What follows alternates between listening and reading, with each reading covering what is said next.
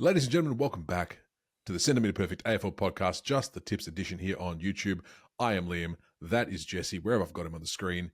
You can find us at CMPerfect_AFL on Insta, YouTube, where you are now, Spotify, Apple, and Amazon for our main podcast. Come and join us. Come check us out. We go through deep dives. We talk about the games. It's all very fun, Jesse, don't you think? It's great fun if you're a fan of a team that I like. or I'm not annoyed at because of just offences to football, which a couple of teams are committing at the moment. But it's all in good fun. I don't actually hate anyone, which is always nice. Of course not. Of course not. Jesse, our tipping competition is a little bit different to the regular one. Not 1 point per game that you win. No, we do confidence points. What is that? Tell the people at home. So confidence points are our way of diversifying our head-to-head tipping competition in season 2025. Instead of tipping a straight 1 point per prediction, we stagger our tips based on our confidence across the round. So the team we're most confident in, we assign maximum points to. This week it's 7. The team we are least confident in winning, but still thinking we'll get the job done, we assign 1 to. Whoever has the most confidence points at the end of the season will be declared the winner. The crucial wrinkle there is you don't need to get the most amount of tips correct to win the competition. That is true. Now, we've had a few weeks in a row, Jesse, where we've tipped very similar. However, our confidence points have swayed us one way or t'other. I've made a huge comeback, and this week it is still a draw. 19 for me, 19 for you. We are tied on 360 confidence points apiece. So that means there's only one thing to do, Jesse. Should I spin in my chair to celebrate? Go on, have a spin. I don't want to do the headphones in. No, that's not going to work. We've got a 180. You've committed now. You've knocked your camera, you goose. All right, Let's go, Jesse, with Thursday Night Footy. Let's roll. Fremantle hosting the Bombers on a beleaguered Optus Stadium turf. The Dockers looking to continue and make it 5 wins on the bounce. The Bombers just looking to keep more than 70 points, please.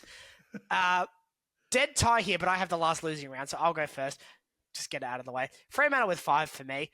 I actually went in hoping I could put this as my maximum confidence points game just because how awful the Bombers have been in recent weeks. It's not, as you can tell by the fact I've gone with 5. Yep. But gee, this would be, dare I say, more deflating than last year's Essendon loss for Fremantle. It'd be close in the context of how bad this Bombers side is. They have been insipid. They were insipid last week against Geelong.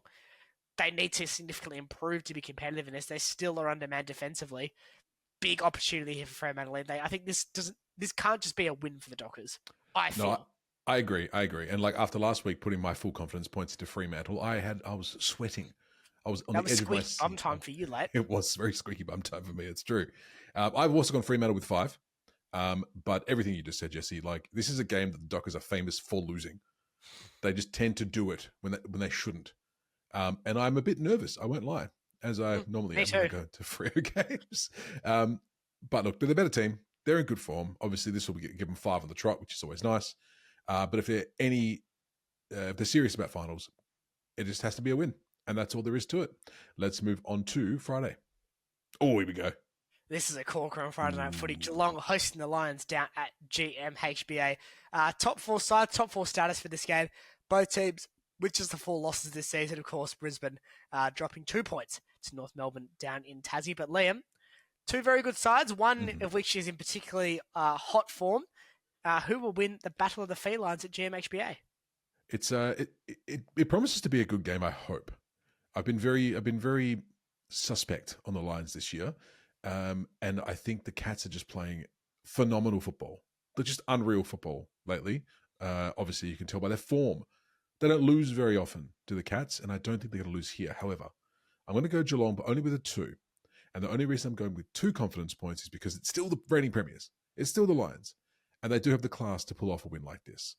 However, based on pure form from the last few rounds, I'm going to go with the Cats. Jesse. We're in the same realm here. I'm Cats with 3. I struggle to be confident in Brisbane being able to win this game. But in saying that, they do deserve respect, and they do play GMHBA quite well for a non-Victorian travelling side. They've got a pretty good record there. Even when not winning, they've been able to keep a lot of games very competitive just because they've been a good side for a number of years now. Interesting to see how this sets up, because I think they can win the midfield battle here, even with a guy like Bailey Smith. I feel like pound for pound, the Lions have a stronger midfield. If they can generate into positive scoring opportunities that they take this week, they can win this game. But Geelong, they're one of the 2 clear top form teams in the competition. pretty hard to tip against that at the moment. Absolutely. Let's move on to Saturday. Carlton hosting North Melbourne. They could have just played this game in Perth, to be honest. They were both here. It's at the MCG instead. I'm up first here. North Melbourne with 1 for me. And I know what happened last time these two teams met. And I'm pretty sure I did the same. I think fell for the same trap last time. Mm-hmm. So, I don't think I'd be very good in a kid's cartoon because Alistair Clarkson keeps rigging the bear trap. And I say, oh, look, confidence points, and stick my little sausage fingers in, and ow, Clarko, why are you playing badly after you were good last week? That really hurt. Anyway, hopefully North Melbourne get the job done. I think their last month has actually been pretty good, or even their last 5 weeks, so we can include the draw against Brisbane. They've been pretty good. Mm-hmm. Carlton, they've won more games in that time. Only by 2 premiership points, though, when you really weigh it out in terms of the value of their last 5 games.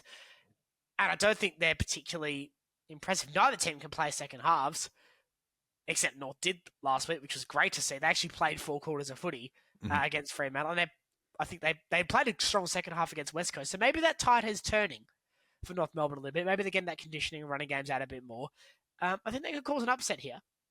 Jesse, you've walked and you put your hand in the trap. I've seen you do it. I've laughed at you and then walked over and done the exact same thing. North with 1 for me as well. I actually... I'll pass you the ice pack when I'm done. Thank you, mate. I appreciate it. No, I think you nailed something I was going to say, and that's the fact that I think North have turned their slow finishes around. That said, it is the Kangas, and the Kangas are susceptible to just dying. Bear trapped. Bear trapped. Yeah, exactly right.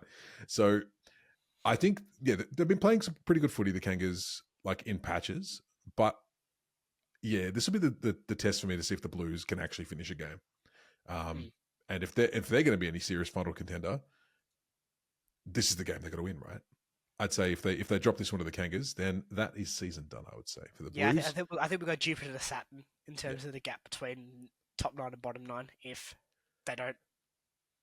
The chasm widens. Let's move on, Jesse. I thought we might have a different one there, but we didn't. Oh well, let's move on. We might here because, honestly...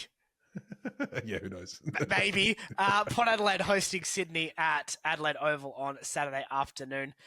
Liam? I have one thing to go on with this, Jesse. See how the form guide, they've both got 2 wins. Yep. Ports are closer together. Port with 3 for me. Love the logic. That's impeccable. I think Port are actually starting to find a little bit the last couple of weeks. The Swans, obviously that, who was that win against? Was the Eagles? Was their last game? I believe it was. If I'm not mistaken. I'm probably mistaken, but that's okay. It's the Swans this year. Look, I'll just pass on to you because I really don't know. So we'll go Port with 3 and we'll see what you say.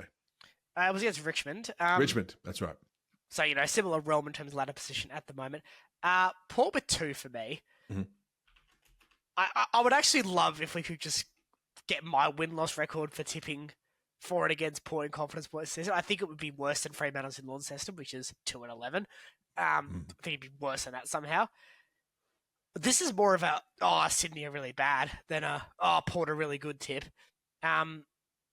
Especially coming off the bye for Sydney, I don't see it for them. Nothing is firing for them at the moment. The bye came at the worst possible time. They actually won a game of football. But their games outside of that, humiliated by the Crows. Flogged by Melbourne, who came here and had their colours lowered last week, and then lost to Essendon, who see comments from 5 minutes ago. Mm-hmm. They're not in good form. Port, I don't think are necessarily either, but they've beaten 2 sides that were above them on a ladder position sense prior to last fortnight, including a side that's in the finals picture. So I'm Port with 2. I'm glad that I've got less confidence points on this game than you do. I'm glad I've been able to engineer that. Oh, well done. Well Thank done. you. You've done it. Let's move on to the next game.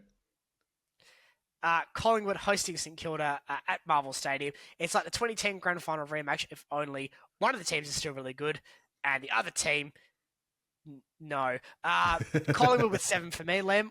I don't see a world where the Saints are winning this. Yeah, no, Collingwood with 7 for me as well. I think that's. I think we've had one of these the last few weeks where it's just like, yep, this team with 7, full confidence. Let's move on. Is there any analysis, Jesse? Ross is going to have to pull out something very special. And look, he's probably the one coach in the competition that can just come up with something absolutely mental enough to do this.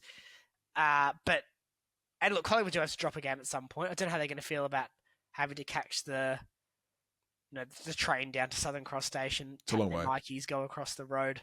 Yeah, It's a long way from the G. Just imagine how tired they're going to be once they get there. Poor buggers. They're going to be shattered. But luckily, Marvel has access to all this world-class entertainment precincts, such as a train station. So I'm sure they'll have plenty to do after the game to celebrate.